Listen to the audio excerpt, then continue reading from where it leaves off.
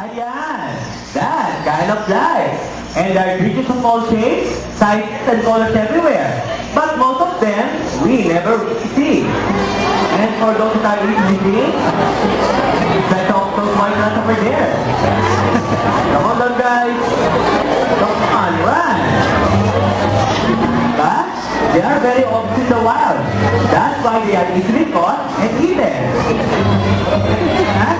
Most of these wildlife are to blame and to be invisible, just like that little guy over there.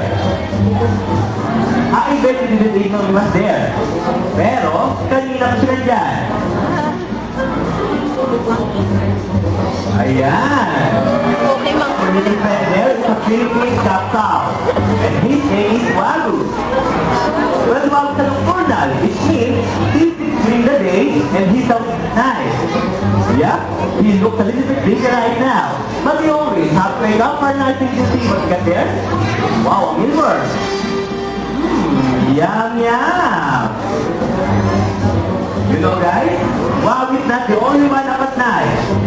But the forest is a very easy place after dark. Let's get this adventure underway. Is everyone ready to go? One more time. Is everyone ready to go? Thanks, Walu. Trainer Jackie. Okay, guys. Ganito na lang. Let's all imagine that it's late at night. The forest is still, and there's a big moon overhead. So come on, let's take a walk on the west side. We all know that all animals have five senses, right? And we humans rely on our sense of sight, then hearing, and then touch. Animals develop their three senses beyond they can even imagine. And what's that? Hey, what's that? Did you hear something? It's like a scratching sound, diba? And what's that smell? It seems to come from the roots, perhaps. Huh?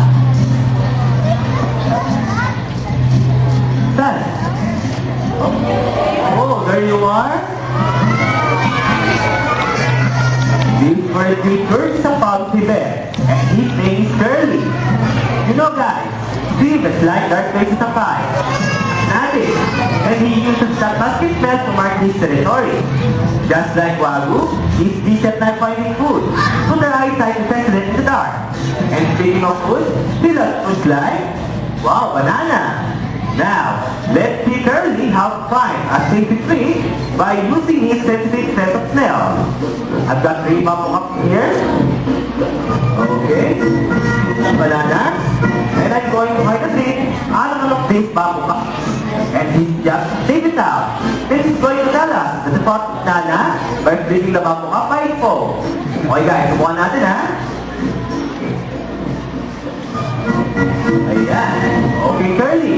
Can you find the banana for us? Sleeping, huh?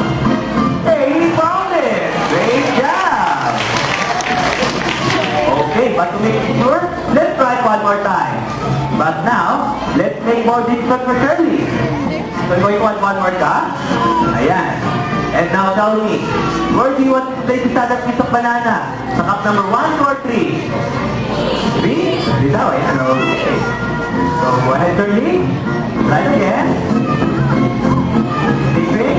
Hey, he did it again. So, I top up a nice one of for Curly. Together, Trainer Jackie.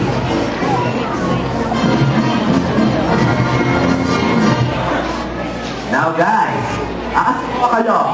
I have a question for you in a form of a poem. This next animal is the most peculiar thing.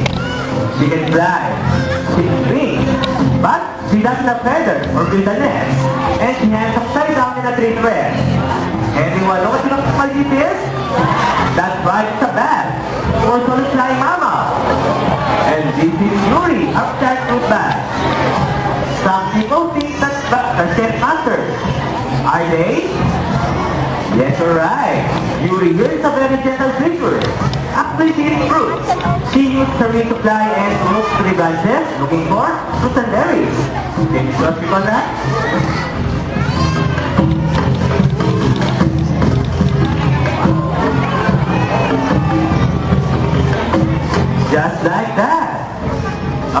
ba? But I think everyone must know why do back and upside down. May idea ba kayo kung sila nakabaliktad? Well, that's of reason. But first of all, try this. Slow to heavy tight like this. Come on. Real time. See how much energy it takes to do that? Now relax. What happened? Your hands open, right? Well, not close work. See, when she relaxes, her clothes are closed. So she has to work open then. And when she drops the covers in hands, she's more relaxed and more comfortable. And this legs are so small and so thin, so she can't walk on them or take up from the ground like a bird. At anong gagawin niya para makalipad? She has to climb up the fireplace.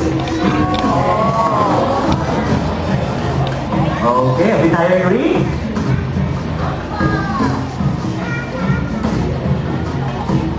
Okay, come on, Yuri.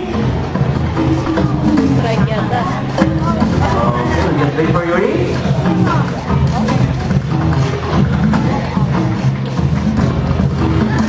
Okay.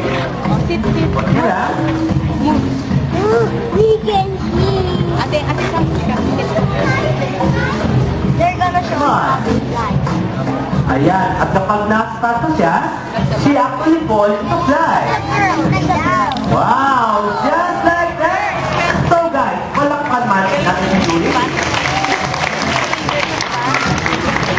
Well, I think Julie here would like to ask all of you. So please, protect and in the wild before it disappear forever. And tell everyone you know that bats are not eating creatures. So please, don't hunt them, hurt them, eat them, or keep them as pets. That's it for you, eat together with Trainer Conrad.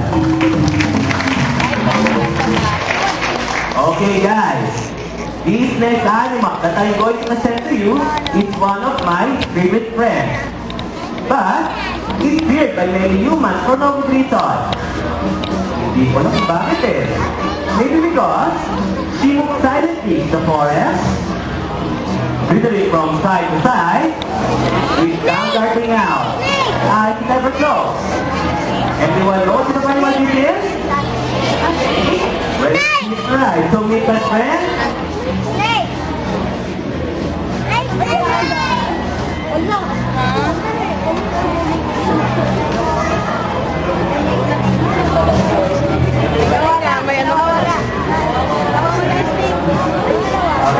Guys, I think meron konti problema. I'm afraid you accidentally misplaced a friend. So, if you take over, hindi pa nila sa ilalim. Wala, wala pa.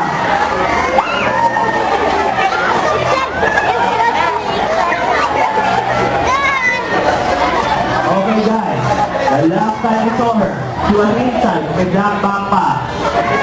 Nasa siya daw po labas.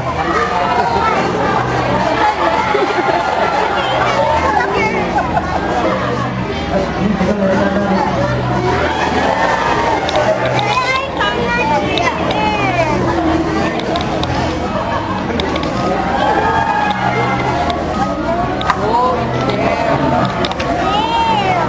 Okay, sige. Sige natin.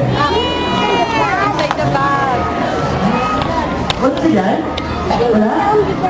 Ay, ito pala siya.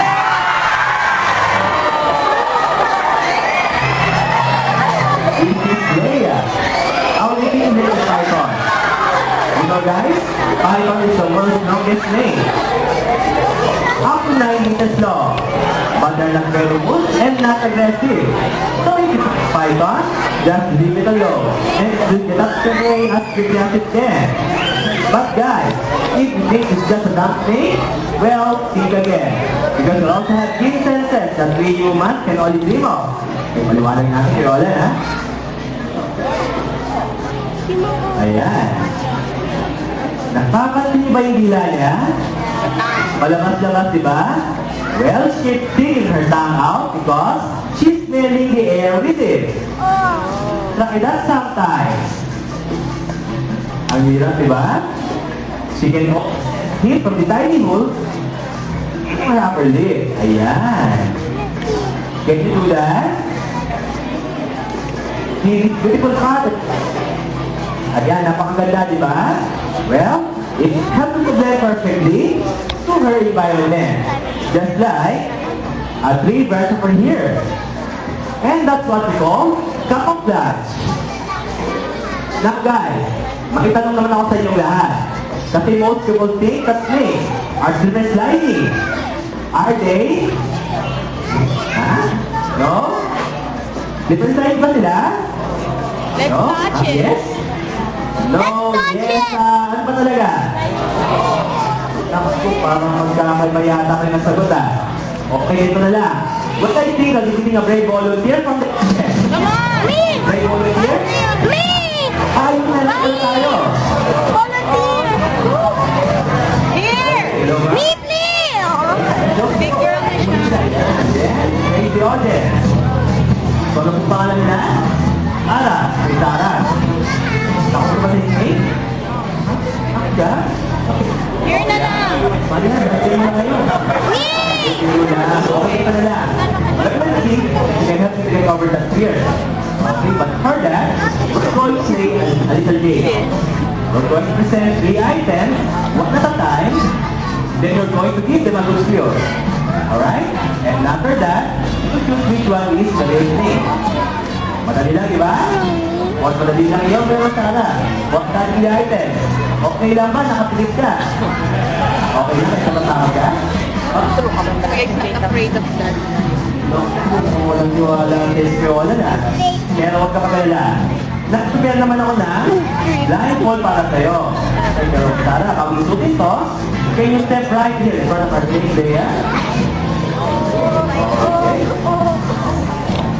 Okay, naging sa yung blindfold mo. Huwag kang magalala, gagawin naman kita eh.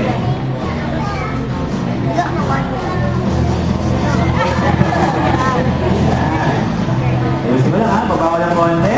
Oh, I'm not scared of the Wala na ba snake. na? Wala na? So, well, get out.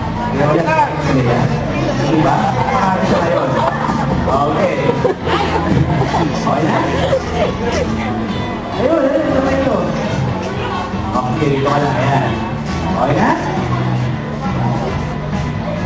Ano ko na siya? Okay. Now, all we have to do is to stick your left hand down. Tapos yung dalawang kamay mo. Set your arm. Concentrate and relax. Ito, nangungulit yung kamay mo, Sara. Relax ka lang, ha? Relax lang. Okay. Ready ka na ba? How about the items? Items are ready? Okay, now, let's present the first item. Item number 1. Oh, ano pa? Ayan. Napiling ba siya? Okay. How about the second item?